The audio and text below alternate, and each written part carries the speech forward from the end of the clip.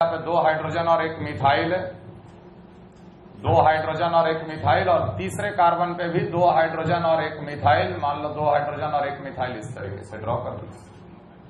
Notes निकालिए आप, paper अगर बच गया कोई सवाल तो अगर मेरे से पूछ लेना लास्ट में। न्यूमैन प्रोजेक्शन अगर ड्रॉ कर रहे हैं तो ये सामने वाला कार्बन जहां पर 1 मिथाइल है और 2 H है, और यहां पर भी 1 मिथाइल, 1 H और 1 H, ये पहला फॉर्म। सामने वाले कार्बन को रोककर पीछे वाले कार्बन को 60 डिग्री से घुमाएंगे।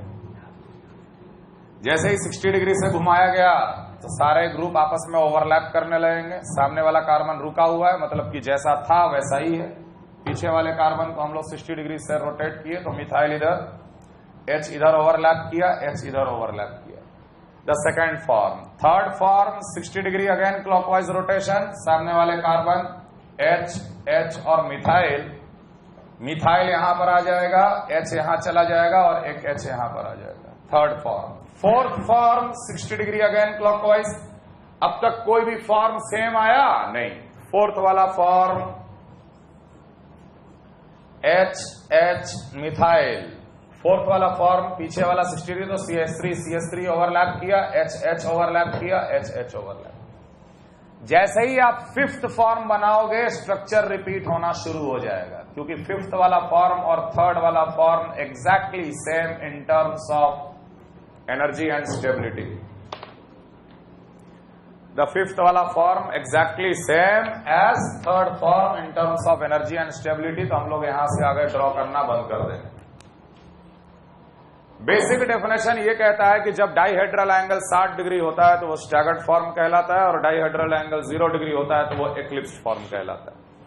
ऑब्वियसली नंबर दे दे रहे, let this is first, this is second, this is third, this is fourth.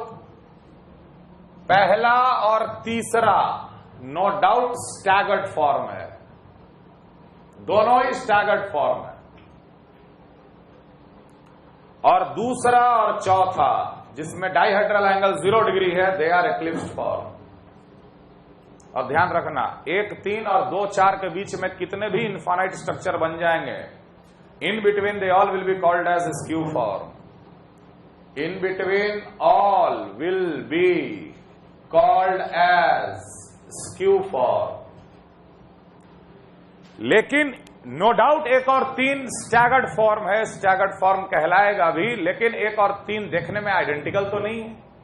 तो 1 और 3 में भी एनर्जी स्टेबिलिटी का अंतर है, दोनों कन्फॉर्मर आइडेंटिकल नहीं है, इसलिए हम लोग उन दोनों का भी नाम देते हैं। अब इन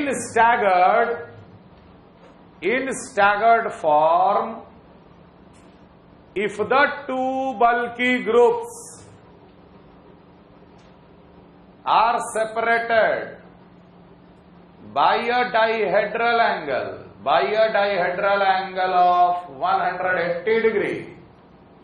अगर स्टैगर्ड फॉर्म में दोनों बल्कि ग्रुप 180 डिग्री के डाइहेड्रल एंगल के दूरी पे हैं, then it will be called as anti form.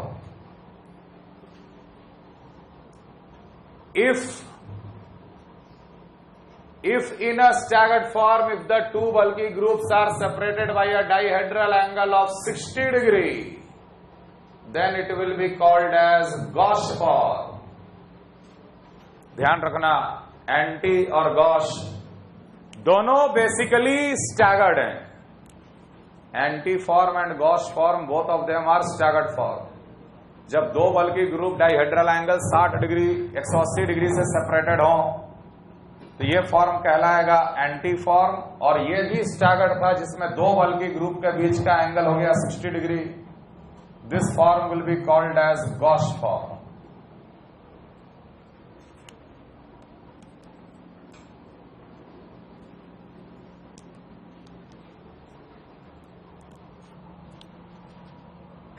Okay, among eclipsed,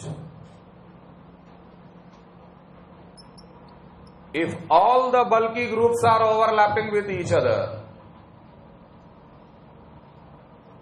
if all the bulky groups are overlapping with each other, then it is called fully eclipsed. Else it will be called as partially eclipsed. else it will be called as partially eclipsed. Eclipsed form में अगर सारे बल्कि group एक दूसरे के ऊपर overlap कर रहे हो तो वो फुल्ली एक्लिप्स्ड कहलाता है, और अगर नहीं है ऐसा तो वो पार्शियली एक्लिप्स्ड कहलाएगा। जैसे मिथाइल दोनों बल्कि ग्रुप था और एक दूसरे पे ओवरलैप कर रहा है चौथे स्ट्रक्चर में, मिथाइल पे मिथाइल दोनों बल्कि ग्रुप ओवरलैप कर गए, ये कहलाएगा स्ट्रक्चर फुल्ली एक्लिप्स्ड।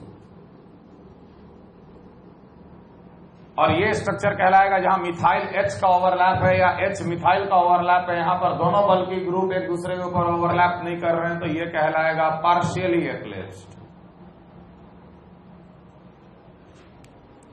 तो ध्यान रहे कि बेसिकली इंपॉर्टेंट 4 कन्फर्मेशंस हैं इन ब्यूटेन के अबाउट 2-3 कार्बन के बीच में, anti form, gauche form, partially eclipsed and fully eclipsed, 4 conformations.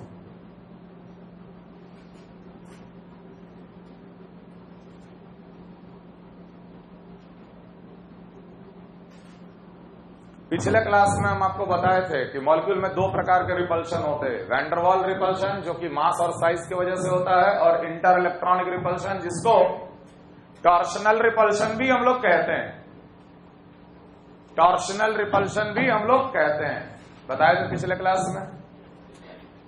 यहां तक कॉपी करो और उसके बाद एक पॉइंट नोट करो जल्दी। In a staggered form, there does not exist a torsional repulsion does not exist. In staggered form, या बोलो जहां डायहेड्रल एंगल 60 डिग्री है, टॉर्शनल रिपल्शन मतलब inter electronic repulsion does not exist.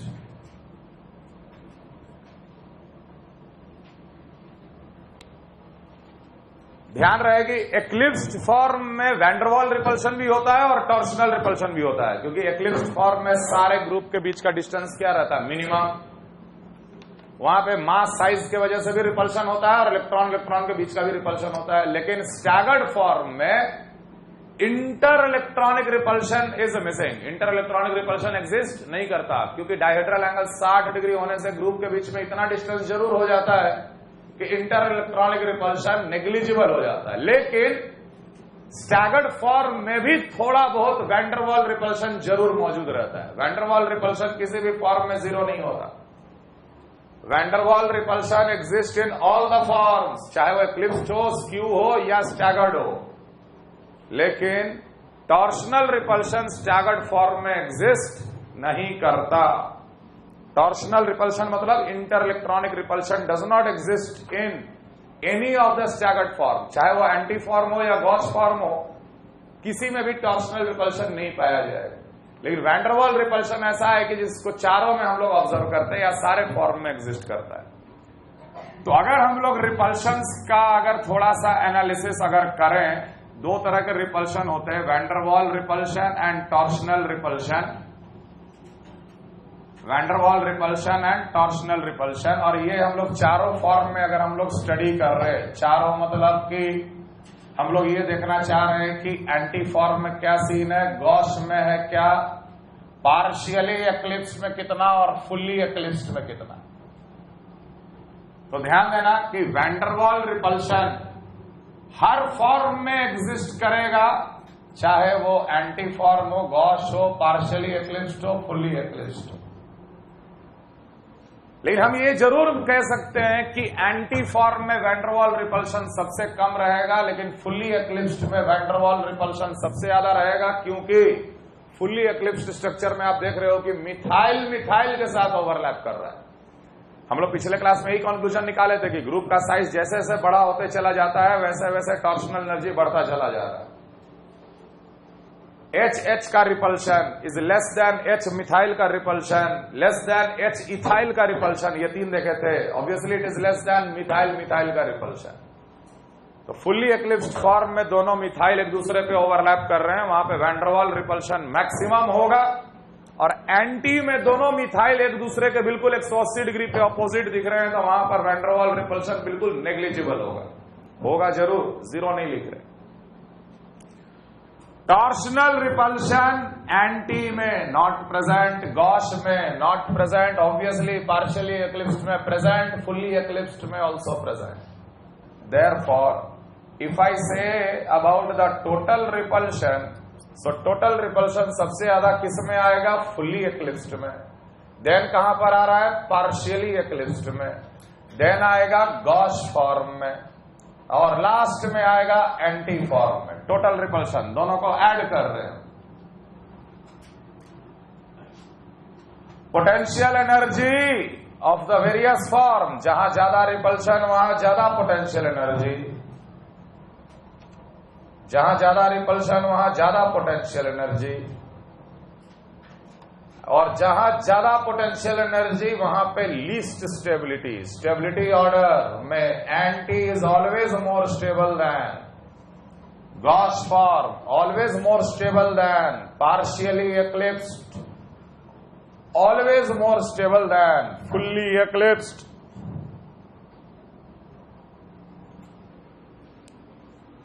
Anti form is always more stable than gauche form. Gauche is always more stable than partially eclipsed, more stable than fully eclipsed.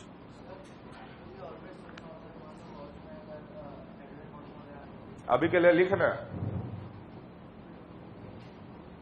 सुनी सुनाई बातों पे क्यों जाता है? Versus angle of rotation, potential energy diagram versus angle of rotation. सबसे कम stable, सबसे ज्यादा स्टेबल था या सबसे कम पोटेंशियल एनर्जी वाला कौन है? एंटी फॉर्म है।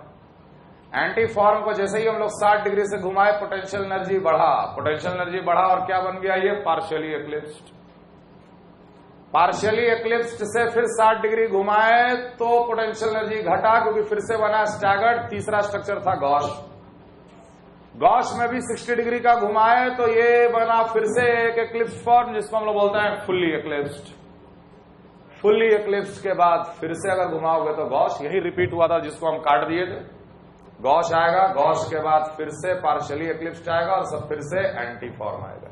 इस टाइप का आपको ग्राफ मिलेगा, जिसमें इस पोजीशन पे लाई कर रहा है एंटी फॉर्म, ये दोनों पोजीशन पे लाई कर रहा है गॉश फॉर्म, इन दोनों पीक पे लाई कर रहा है पार्शियली एक्लिप्स्ड फॉर्म, और सबसे ऊपर पीक पे पोटेंशियल एनर्जी पे लाई कर रहा है fully eclipsed form. Fully eclipsed form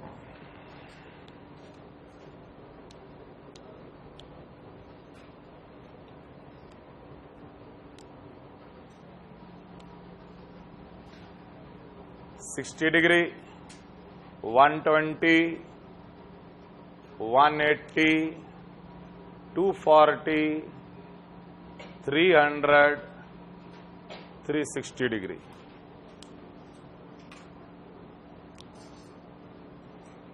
देखो ये ग्राफ जैसा दिख रहा है, ऐसा कोई जरूरी नहीं कि हमेशा पेपर में आपको ऐसा ही दिखे, क्योंकि हर आदमी का स्टार्टिंग पॉइंट अलग अलग हो सकता है।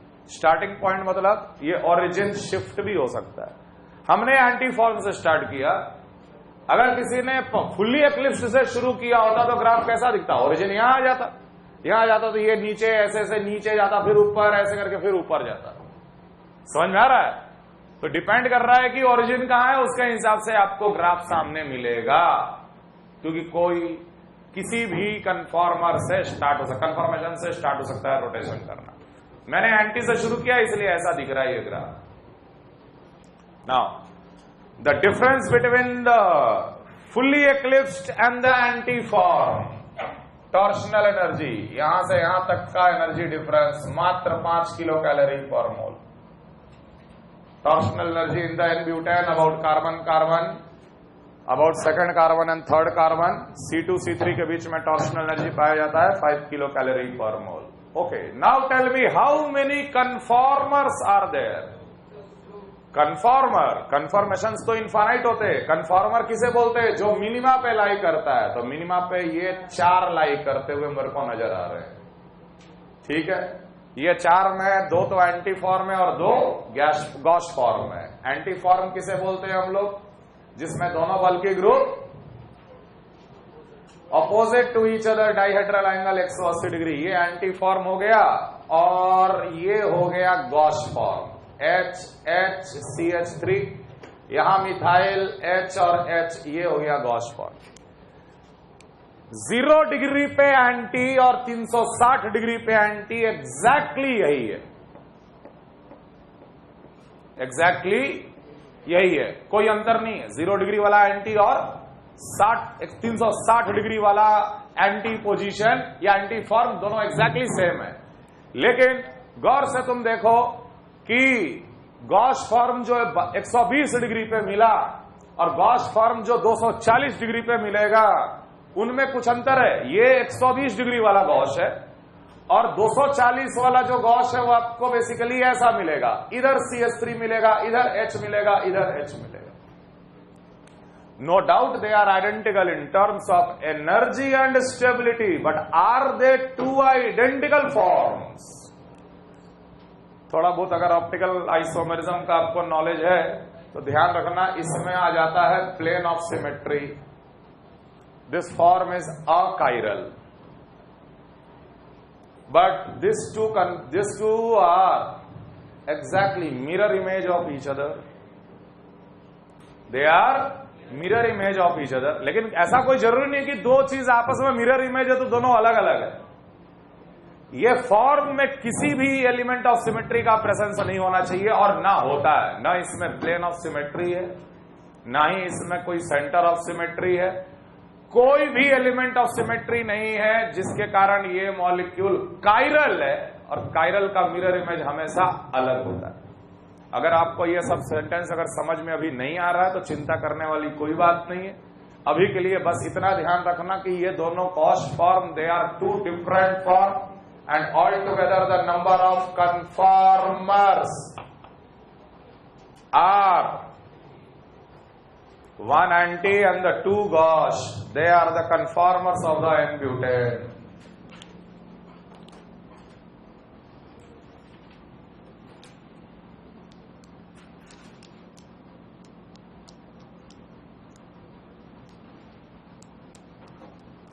यही ग्राफ अगर आपको हम बोले होते बनाने के लिए कि draw the same graph versus potential energy versus dihedral angle between 2 methyl, कैसे बनाते?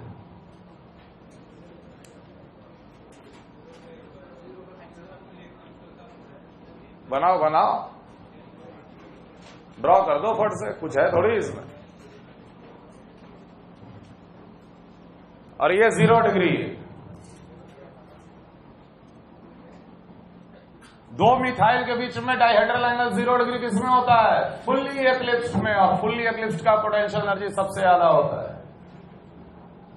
ठीक है। और डाइहेड्रल एंगल धीरे धीरे अब बढ़ेगा, डाइहेड्रल एंगल बढ़ेगा कुछ ऐसा 60 डिग्री, 60 डिग्री पे आए, 60 डिग्री डाइहेड्रल एंगल आया तो गॉस, गॉस के बाद फिर से ये इंक्रीज करेगा पोटेंशियल एनर्जी, पार्शियली एक्लिप्स्ड, पार्शियली एक्लिप्स्ड के बाद फिर से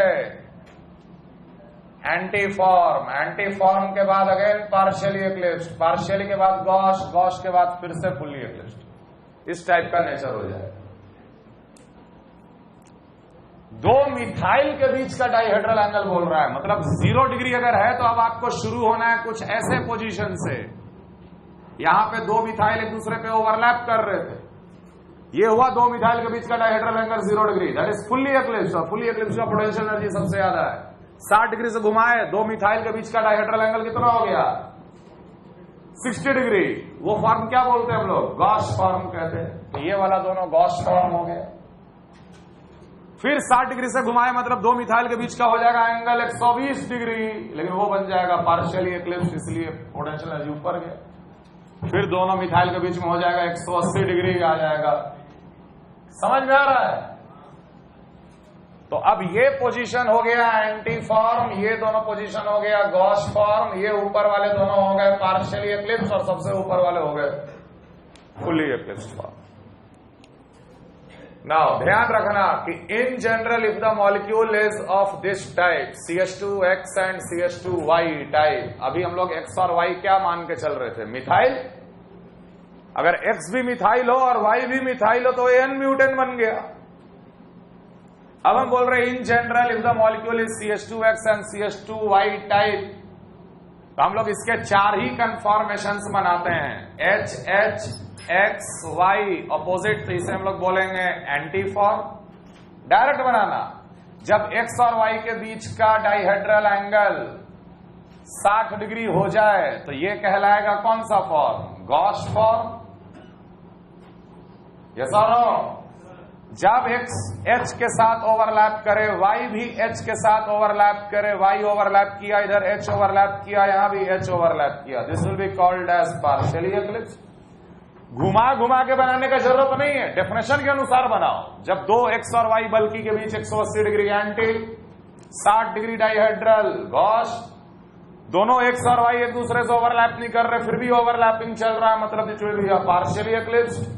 और जब X और Y आपस में ओवरलैप कर जाएंगे तो ये कहलाएगा fully eclipsed. And in general the stability order will be always anti more stable than gauche, gauche is more stable than partially eclipsed, more stable than fully eclipsed.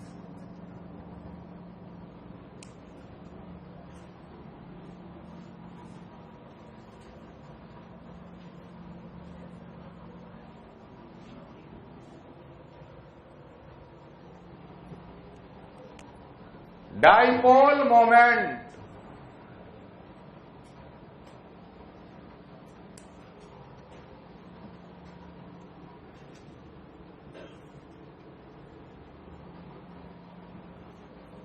dipole moment, that is mu observed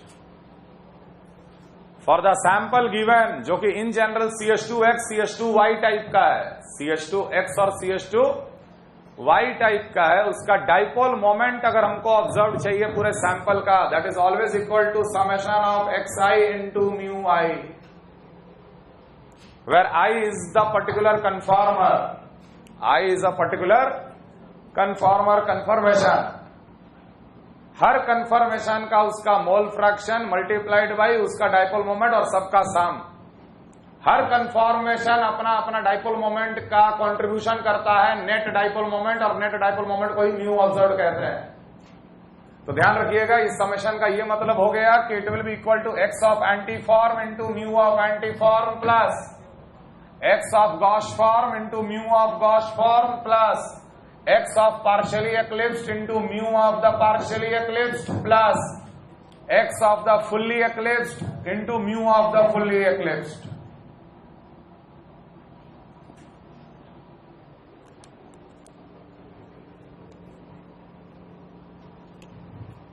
जिसमें हमें पता है कि stability सबसे ज्यादा staggered form का ही होता है, ना तो स्क्यू का होता है और ना ही एक्लिप्स्ड का होता है। जैसा कि मैं आपको बता चुका हूं कि x of the eclipsed form is nearly equal to 0 always.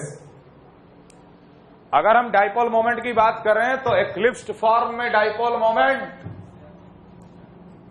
Late x and y both are electronegative than carbon, तो यहां पर भी डाइपोल मोमेंट नीचे की ओर आएगा, यहां पर भी डाइपोल मोमेंट नीचे की ओर आएगा, भले ही फुल्ली एक्लिप्स्ड का डाइपोल मोमेंट सबसे ज्यादा आएगा क्योंकि दोनों वेक्टर क्या और एक दूसरे पे ऐड हो रहे हैं। लेकिन एक्लिप्स्ड का मोल फ्रैक्शन 0 हो जाने के कारण ये दोनों टर्म 0।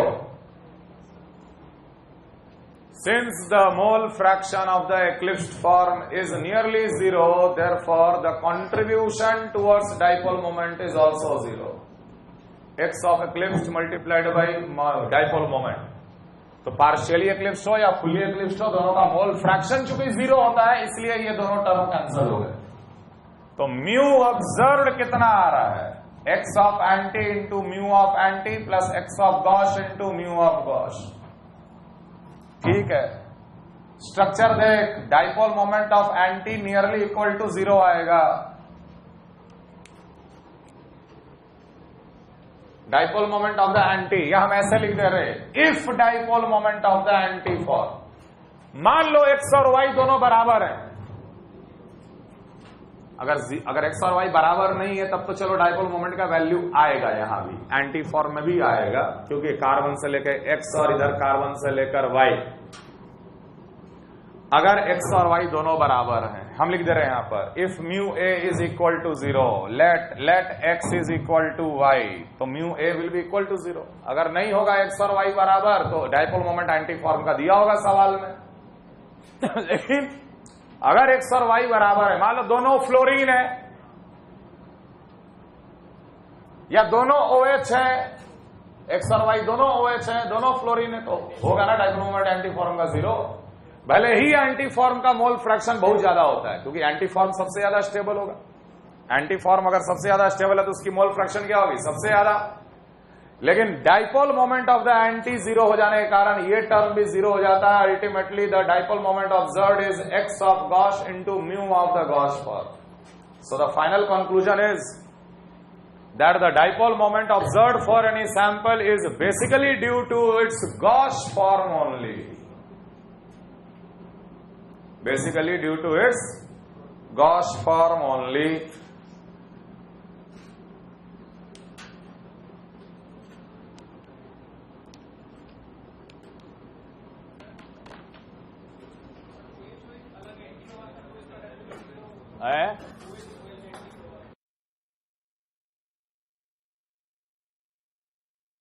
सवाल लिखो, draw all the conformers of 1,2 dichloroethane.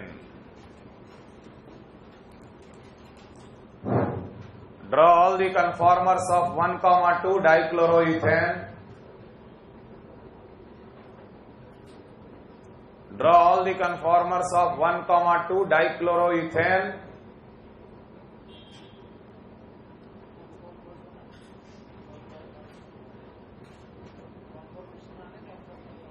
Draw all the conformations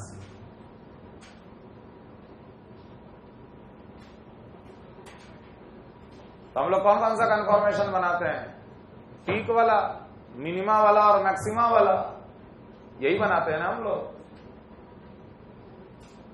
आगे लिखिए, if the observe dipole moment is 1 dB, if the observed dipole moment is 1 dB,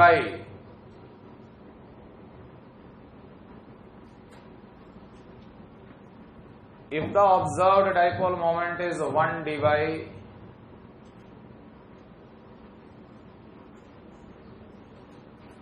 and the mole fraction of antiform is 0.82,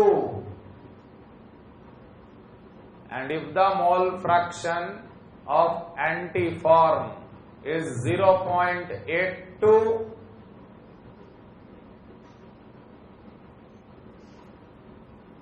what will be the dipole moment of the Gauss form? What will be the dipole moment of the Gauss form? Also predict what will happen to the net dipole moment if it is heated, and also predict what will happen to the net dipole moment if the sample is heated.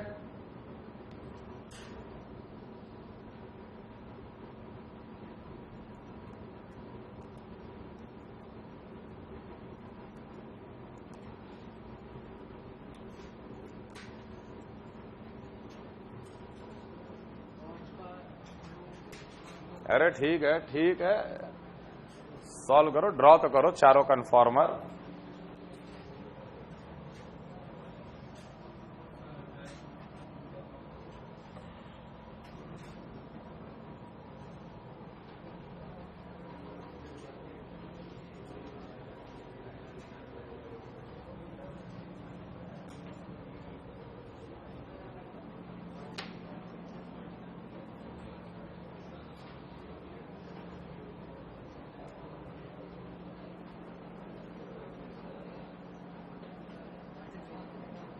Six 6.25 क्या dipole moment गलत है? नहीं, approximately भी गलत है। इसलिए बोलते ना, बकाना नहीं चाहिए, भभकना नहीं चाहिए। कितना है 100/8?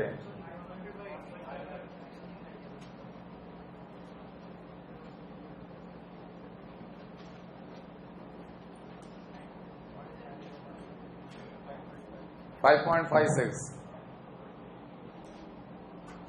चारों कन्फॉर्मर तो बना। अरे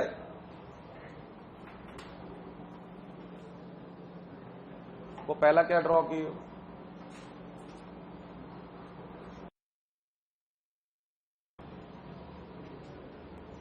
1,2 dichloroethane CH2Cl CH2Cl XY 4 form बनेगा इसका। पहला बनाएंगे एंटी, दोनों Cl अपोजिट। दूसरा बना दिए गॉश HHCl, यहीं पे Cl ला दिए तो यहां पर HH लगेगा। तीसरा बना दिए पार्शियली एक्लिप्स्ड, एक Cl यहां ओवरलैप करा दे, एक H यहां करा दे, एक H यहां करा दे। और चौथा बना दिए फुल्ली एक्लिप्स्ड। ड्रॉ करके रोटेट करके थोड़ी बनाना है, डेफिनेशन क्लियर है तो ऐसे बना दिए। ये बन गए इसके चारों conformations. Stability order, stability order क्या होगा इसमें? Obviously anti form greater than, gauche form greater than, partially eclipsed greater than, fully eclipse, यही आएगा स्टेबिलिटी ऑर्डर। हमें पता है कि इन दोनों का म्यू क्या होगा? 0, यही दोनों बचेंगे। तो ऑब्वियसली म्यू नेट या mu observed will be equal to x of anti into mu of anti plus x of gauche into mu of gauche. चूंकि दोनों Cl बिल्कुल आइडेंटिकल हैं तो dipole moment of anti will be equal to 0। Therefore mu net या mu observed will be x of gauche into mu of gauche. ये दोनों का mole fraction 0 था। Sum of the mole fraction is always equal to 1। अब इन दोनों का 0 है तो इन दोनों का sum will be equal to 1।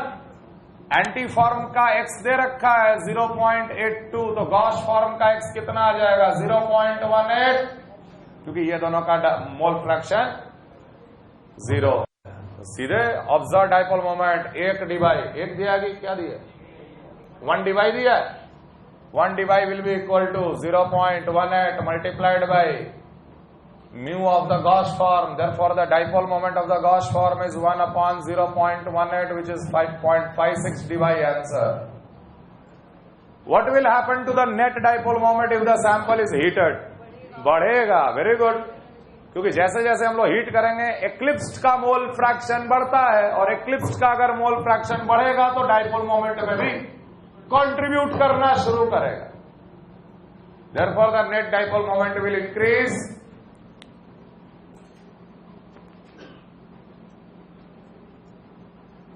Therefore the net dipole moment will increase। अगला सवाल, draw all the conformers of,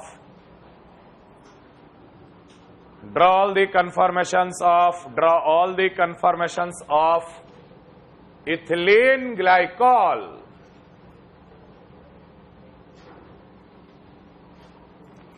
Draw all the conformations of ethylene glycol।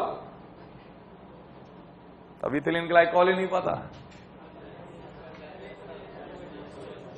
CH2OH CH2OH ethylene glycol कहलाता है।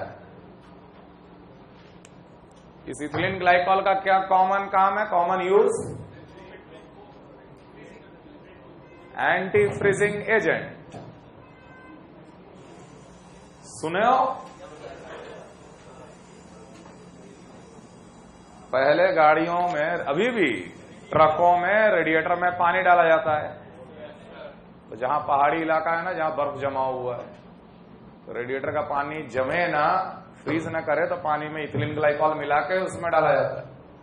Depression in freezing point. खैर, ये भी CH2X type का हो गया। ध्यान रखना, इन गैसियस स्टेट हर कन्फॉर्मेशंस का स्टडी जो हम लोग कर रहे हैं वो गैसियस स्टेट में कर रहे हैं। समझ में आ रहा है? कन्फॉर्मर या कन्फॉर्मेशंस का स्टडी हम लोग गैसियस स्टेट में कर रहे हैं। ऑब्वियसली इसके 4 फॉर्म बनेंगे यहां पर भी। ये बन गया एंटी फॉर्म, दूसरा बन जाएगा गॉश फॉर्म, तीसरा बनेगा partially एक्लिप्स्ड,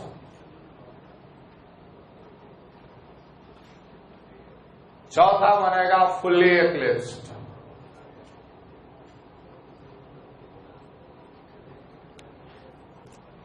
in a gaseous state stability order, तो हमें पता है कि एनीवे स्टैगर्ड जो होगा वो ज्यादा स्टेबल होता है एक्लिप्स से। एनीवे चाहे पूरा कंडीशन में कुछ भी हो, हर हाल में स्टैगर्ड ज्यादा स्टेबल होता है एक्लिप्स से। General rule among the two staggered in general it was anti more stable than gosh. लेकिन ध्यान रखना कि गॉश में इंट्रामोलिकुलर एच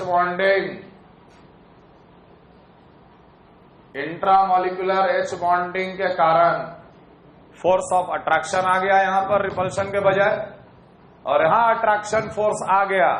अट्रैक्शन के कारण पोटेंशियल एनर्जी घट जाता है और स्टेबिलिटी बढ़ जाता है। गॉश फॉर्म में इंट्रामोलिकुलर एच बॉन्डिंग आने के कारण इथिलीन ग्लाइकॉल में gauche form is more stable than anti form, more stable than partially eclipsed, more stable than fully एक्लिप्स्ड।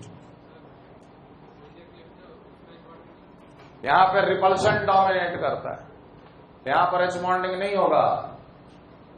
H bonding situation कुछ ऐसा हो जाता है OH और यहीं पर भी OH, तो ये H इस ऑक्सीजन तक नहीं पहुंच पाता, रिपल्शन डोमिनेट कर जाता है। जब दोनों को थोड़ा थोड़ा अलग अलग करोगे ना, OH और यहां पर OH, तब जाके एच बॉन्डिंग बन पाता है। स्टेबिलिटी ऑर्डर में gauche becomes more stable than anti form, more stable than partially eclipsed, more stable than fully एक्लिप्स्ड।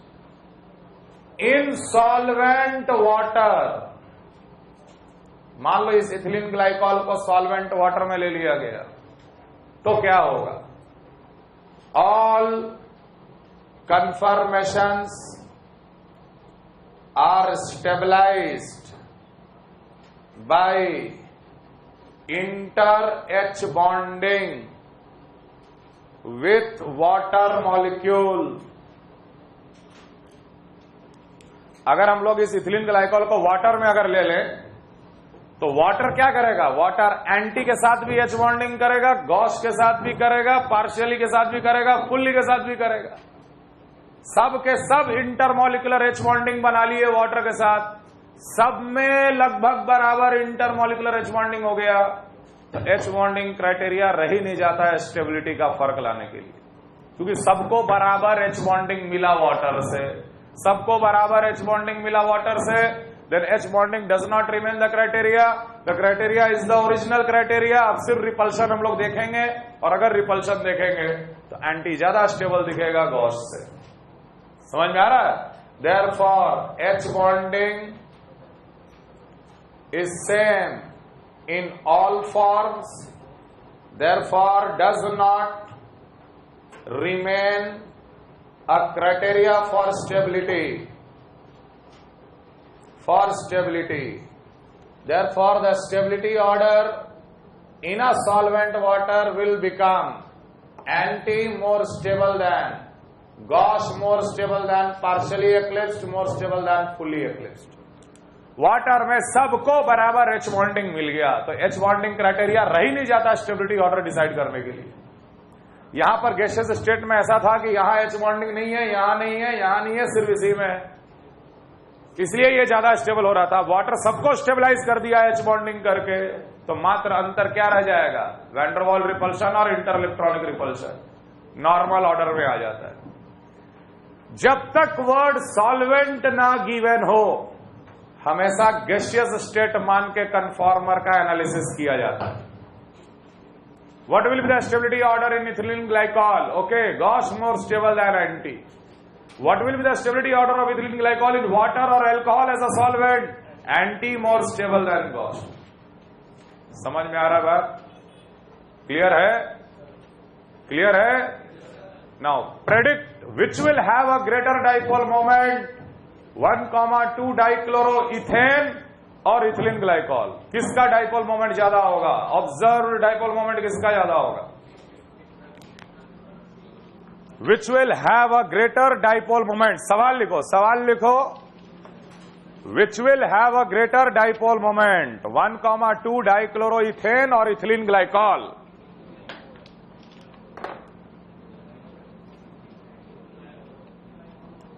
Which will have a greater dipole moment, 1,2 dichloroethane or ethylene glycol. Remember, both are in a gaseous state.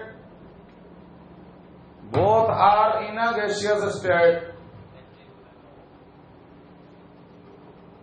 किसका dipole moment ज्यादा होगा? 1,2 dichloroethane का कि ethylene glycol का? तो देखो, Cl और oxygen nearly same electronegative nature का होता है। Cl और oxygen nearly same electronegative nature का होता है, तो उसका कार्बन Cl का बॉन्ड या कार्बन ऑक्सीजन का bond nearly same polar nature का होता है। और हमें पता है कि जब X और Y दोनों बराबर हो जाते हैं तो उसका एंटी फॉर्म का डाइपोल मोमेंट नियरली जीरो। किसके वजह से डाइपोल मोमेंट बचता है? किसके वजह से ऑब्जर्व डाइपोल मोमेंट बचता है? X of gauche into mu of. समझ में आ रहा है? तो दोनों में गॉश फॉर्म का डाइपोल मोमेंट जो है वो नियरली सेम है, लेकिन इथिलीन ग्लाइकॉल में गॉश फॉर्म का मोल फ्रैक्शन ज्यादा होगा, क्योंकि गॉश फॉर्म ज्यादा स्टेबल है। और इथिलीन ग्लाइकॉल में गॉश फॉर्म का डाइपोल मोमेंट ज्यादा होने के कारण इथिलीन ग्लाइकॉल का dipole moment is greater than 1,2 dichloroethane. Ethylene glycol का dipole moment is greater than 1,2 dichloroethane. Clear है ना? ये क्लियर है?